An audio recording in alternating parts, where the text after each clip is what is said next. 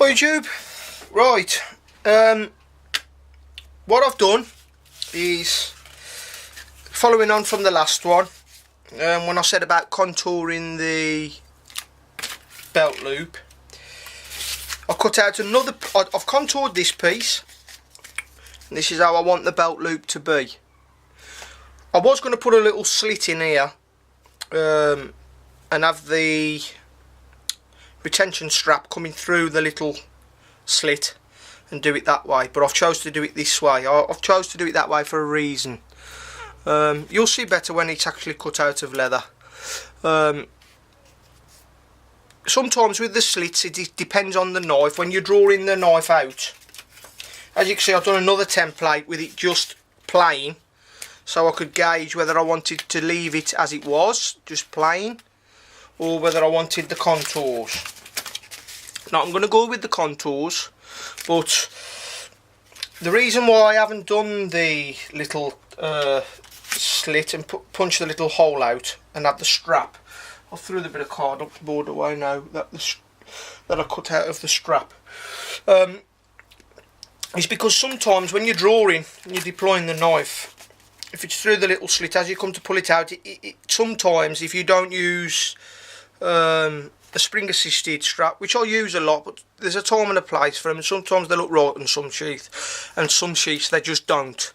You know, it's not worth using them on everything. Sometimes it just doesn't look right. I mean, the function's there, don't get me wrong, and it will keep the strap out the way, but there's a bit of a fine balance between aesthetics sometimes, and for this type of sheath he didn't want that tactical type of look, so you know, and it'll push it towards that kind of look really if I do that. So but by not putting the slit when you come to draw, by wrapping it around this cutout that I'll do, it'll just help pressure that strap over just that little bit more, and we come back to function again, so that when you deploy it there's less chance of it hitting the strap. It's always better if you can keep the strap back, you know, there's even less chance, but you know, you just have to be aware. I mean, before that, you know, it's just when you deploy the knife, you just will push that strap out the way, and be aware of that is all.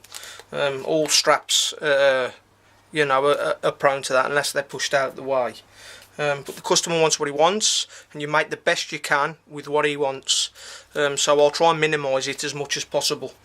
So that's where we're at. I've got to now go in and watch my children, as my eldest is off to a school play and she's starring in a school play, so I've got to watch my little 2-year-old and my 7-year-old. So I'm going to call it a day now, and we'll reconvene with this tomorrow morning, and I'll also cut this out of leather. I won't bore you through that. Or you know, on another project, if you want me to see me cutting the leather, then that's fine.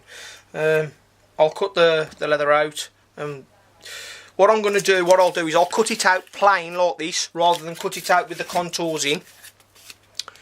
And then I'll cut these contours out of the leather, rather than cutting it all out like that. Because sometimes if you do it like this, when you come to fold the leather over, it might not match so well up here, or sometimes it's better to just cut it as a block like that, and then we'll put the little contours in where I want them, and my cutout bit there for the strap. I'll show you how I attach that strap, and I'll go through the process of feathering the welts, show you how that I'll scarve the welts down, and how to get that real good retention. Okay, so that's it for now. I'll see you tomorrow, guys. Take care, enjoy the rest of your evening. Lee.